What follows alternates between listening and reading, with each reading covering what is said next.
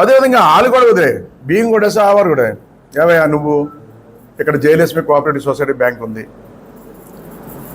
వాళ్ళందరూ కూడా ఆ బ్యాంకులో సుమారు 100 కోట్లు నీ దగ్గర ఉన్న వాళ్ళు కొంతమంది బినామీ పేర్ల మీద తీసేసుకుంటే అలాంటి అన్న బ్యాంకు కొంచెం ఇబ్బందుల్లో ఉంటే దాంట్లోకి ఎంటర్ అయిపోయావు. నువ్వు ఎంటర్ అయిపోయి ఆ బ్యాంక్ని సరిచేయాలి, నువ్వు సమన్వయం చేయాలి, అది రన్ అయ్యేలా చేయాలి.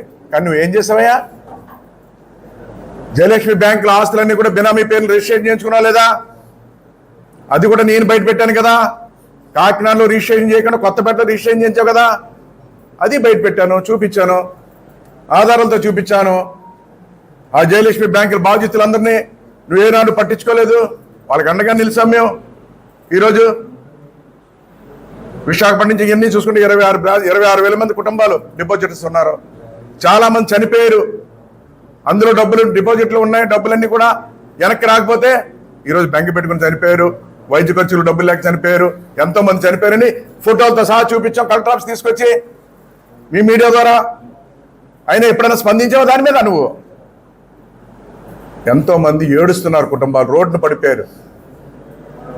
వాళ్ళ ఇబ్బందులు చెప్పుకుంటే ఇబ్బందులు సరి చేయకుండా వాళ్ళ ఆస్తులు కూడా నేను చూసాను. నువ్వు ఎస్ వాళ్ళకి అండగా ఉన్నాం మేము, ఈరోజు అండగా నిలబడ్డాం, ధైర్యాన్ని ఇచ్చాం, మా నాయకుడితో చెప్పాం, అమ్మ మేము వచ్చిన తర్వాత మేము అన్నీ కూడా ఈ బ్యాంకుని కాపాడతామని ధైర్యాన్ని ఇచ్చారు, మాట్లాడారు, ఆ మాటలు మాట్లాడారు.